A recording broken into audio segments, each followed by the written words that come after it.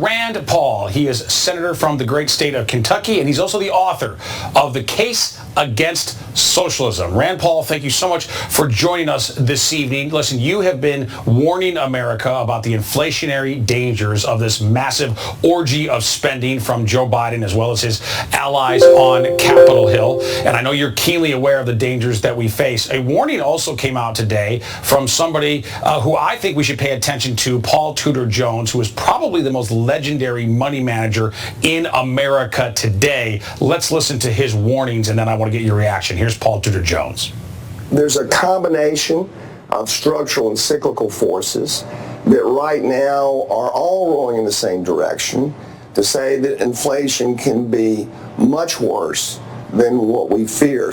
We have a Federal Reserve Board that are inflation creators, right, not inflation fighters. So that is a huge, huge deal.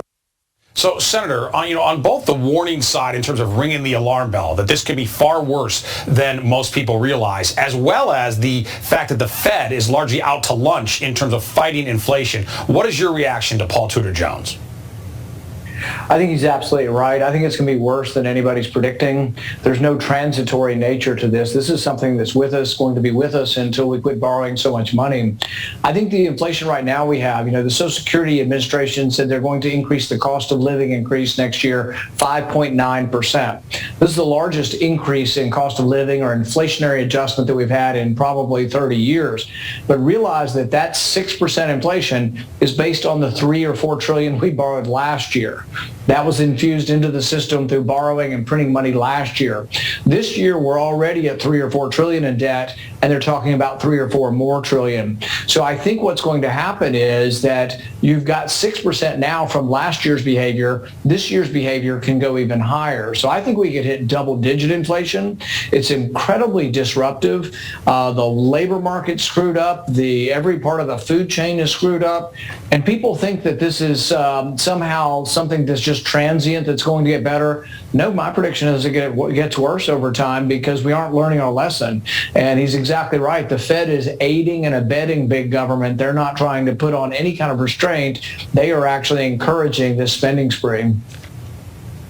And Senator, not only that, but of course it's easy for those of us on the right to call out this inflation, call out the return to the 1970s. But coming from somebody like Tudor Jones, he's a major philanthropist, not necessarily a political guy.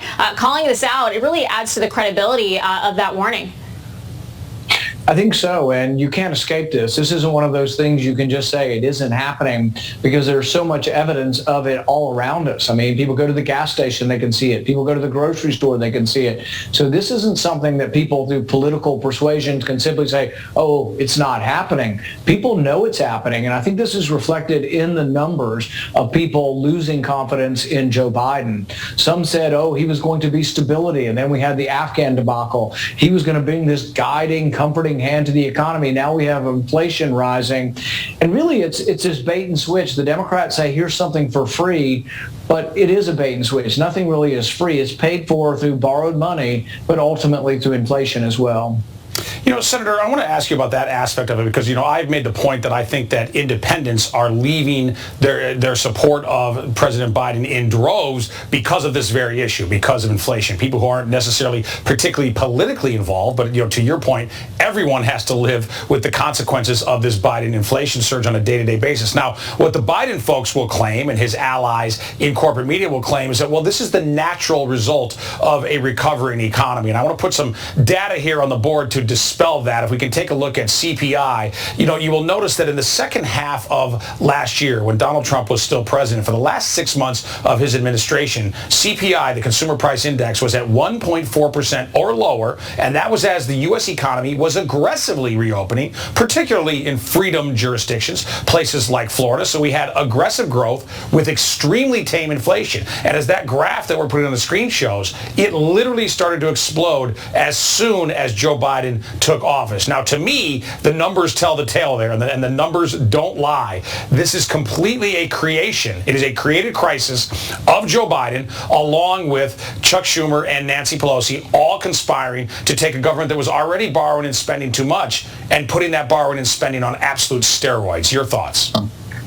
If this were transitory and had to do with COVID primarily, we would have had great problems, and we did have some problems in the chain of supply when all the meat packers were sick, when 98% of the meat packers were ill with COVID and coming down with COVID, and half of them were at home and half of them were coming back. We did have some disruption of supply of meat in grocery store when people were worried about and buying too much toilet paper and things like that. We had that. That was pandemic related. We're a year and a half into that. We have more people that now are sort of functioning and learning, unfortunately learning, but having to learn to live with this.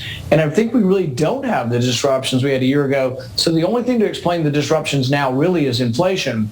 The only thing I would differ slightly with you on your analysis is some of that inflation, it all did sort of look like it perks up under Biden, but some of it's a lag time from borrowing. So there was Republican and Democrat borrowing that went on in the last year of Trump's administration during the pandemic, which was part of the problem. And now it's on steroids. It's getting even worse under this administration. But I predict that the next year will be even worse, all baked in from this year's borrowing. So as they pass their big government socialist program, we will get more inflation. We've already got 6%. We're going to get vast amounts more. And the people it hurts the worst are those on fixed income, retired folks, and those people who are workers on lower wages at the beginning of the socioeconomic ladder. They will be hurt the worst by inflation, and they're the ones being offered free stuff. So on the one hand, the Democrats say, here's a bunch of free stuff, but on the other hand, they don't tell them you're going to pay for it by higher prices in the grocery store and at the gas pump. Well, Senator, of course, contributing to that, the infrastructure bill, your colleague, Senator Joe Manchin, doesn't want any of that spending that's going to contribute to that inflation. And there are reports today that he may leave the Democrat Party altogether. He then pushed back on that, calling it BS. But curious to get your reaction.